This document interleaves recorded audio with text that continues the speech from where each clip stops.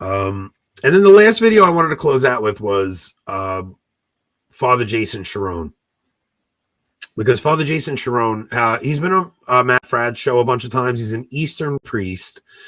And I actually was very happy to see that he put this video out.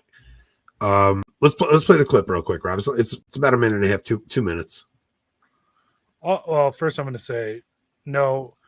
But after Cameron see who we have on, he'll want to come on trivia. That's for sure. Oh, yeah. Yeah. This is way bigger than Cameron O'Hearn.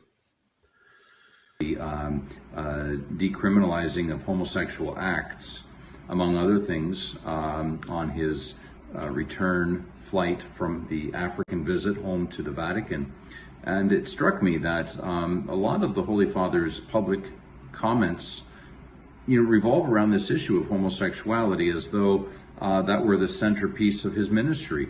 You don't hear a whole lot of comments from him calling for the defense of the persecuted Christians in, places like China, or the situation of the Christians in places like, Saudi Arabia, or the situation faced by Christian families in the formerly Catholic countries of Europe and North America, places where his faithful flock face persecution for believing in the official teaching of the church that he leads.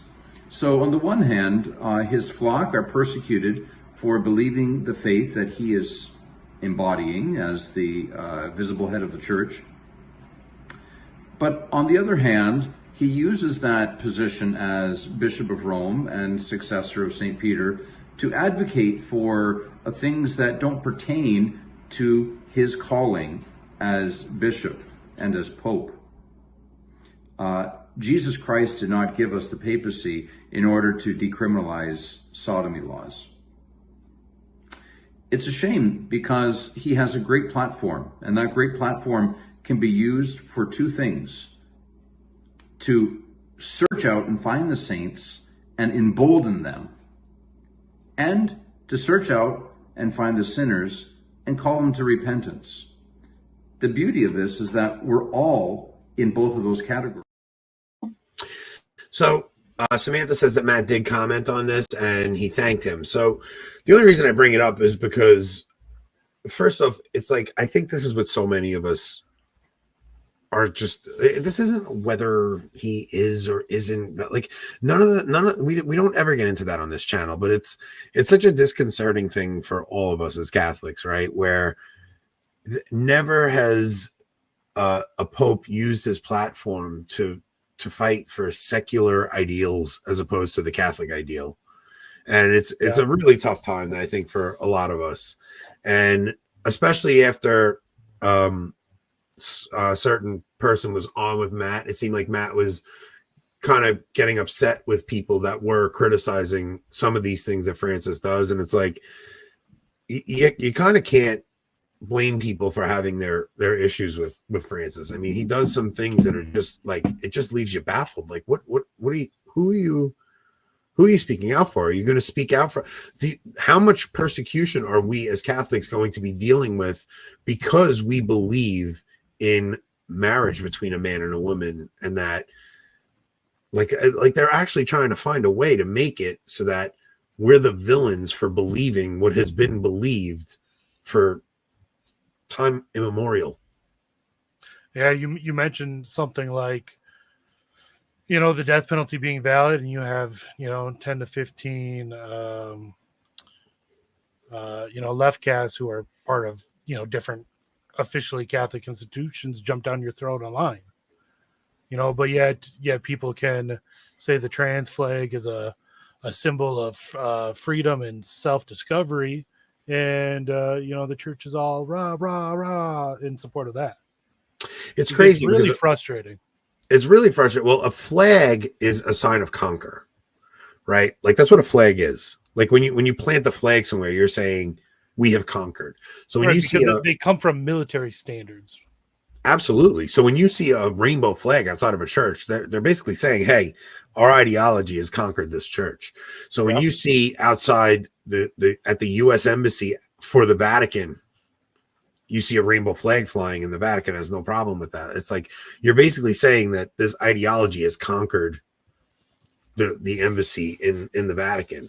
And Kyle says that, to be fair, the Pope having this large of a platform is a very recent development. I don't think so. Like maybe, yeah, because of modern media, but the Pope himself has always been, look, what is the point of unity for Catholics? The papacy is the point of unity for us. So for us, we have to remain faithful and be in union with the Bishop of Rome. It's just really nuts when you have the Bishop of Rome. Like, I mean, let's be honest. Like, the papacy has been diminished over the last decade to a point of meaningless in the world. The Catholic Church has no more moral authority in the eyes of even 90% of Catholics. Right? When 98% of Catholics say contraception is morally okay, then the church has no moral authority with them. yeah, The Pope has no moral authority with them, especially when the Pope would rather talk about ecological sin than Catholics things that will actually send us to all hell over the world. Yeah, Right, because exactly. I think that even as conservatives, we get a bad rap with the ecological stuff to begin with, because I mean, when I see something like we just saw in Ohio, I'm horrified, right? Like that, Yeah. like where are the eco not like crazies? I was about to say the N-word again. Not that N-word, guys. Where are the eco crazies when it comes to these chemicals going blasted into the atmosphere? Like, where's Greta Thunberg when it comes to something like that? I don't understand. They're silent, right? But when you're looking at a carbon footprint, like, do you realize how much clip that? I'm sorry, guys. Sometimes we go a little off the rails. Let's see. So Samantha says, we've had a Pope on TV since like the last Pius, right? Definitely has accelerated, but I would argue it should make the Pope more careful about what they say. Yeah. Look, I just think that Adrian, I'm not posting that up, but yes, that's actually one of the funniest videos. Well, that's a South Park episode. So yeah, it's like, where are all the environmentalists decrying this whole thing that just happened in Ohio? Instead, they're talking about, like, I mean, you're talking about that has to be 700 years of human carbon footprint into the atmosphere. Even if we ignore the phosgene and all the like really bad carcinogens and just talk about the amount of CO2 that went into the atmosphere, yeah, that was wild. Dude, some of the videos you saw from that thing were like people 50, 60 miles away talking about these black, thick clouds over their home. Like, it looked like a Chernobyl type thing. Like after Hiroshima went off, right? Like they were getting the rain clouds. The only thing that could have made that Ohio thing worse was if it was radioactive. Yeah. Right? Like if it was radioactive. But it's like what they did is so close to radioactive that it's like you don't know if, like, you start getting rain clouds now and storm clouds, like, is that crap going to rain down and just poison everything? What's from what I've read, a lot of the chemicals that were either in this or created by this have very short half-lives, meaning, like, at this point we're now 4 days from it. Yeah. Like half of the chemicals that may have seeped into the environment are already gone. Another 4 day, half of that will be gone. 4 days after that, another half. So that's not so much the problem. Like, I think there's not going to be a very long-term effect on the environment itself, but I think the effect on those that were doused with the chemicals right away, that could be lifelong, because a lot of these chemicals are fat soluble, meaning they get in your body and they stay in your body and they stay in fat cells, and they could have long-term effects in animals and in people. Obviously, we saw it kill fish and chickens. So immediately, yeah, are dead, but yet fish 3 weeks from now that come to that part of the river probably will be fine. But now Mark says Google chemtrails. So, like, the thing is, I used to laugh at all these things, man. I used to laugh at the 9/11 conspiracy people. I used to laugh at all of them. But now when you think about chemtrails, like, I really do think that there are people with nefarious goals that want to put things in the atmosphere to advance a warming scenario, to make, because they want climate change to be real so that they can put in their solutions, because their solutions always have to do with communist type financial situation. It's like, I don't put it past them for a second to actually try to think that they're smart enough to change the environment and advance this whole entire thing. So chemtrails aren't viable. There's no chemical that could be sprayed into the atmosphere that wouldn't be disinfected by the sun, dissipated by the winds before it ever reaches the ground. That's not what I mean. I mean, like they've actually talked about like spraying reflectors into the atmosphere to try to reflect the sun back the other way. But if they found out that there's things you could put into the air to actually advance warming, like they make it like they're so terrified of global warming. They're not. They want global warming, because once you could show the planet's actually going up a degree or two, then they can enact Adrian's a Fed.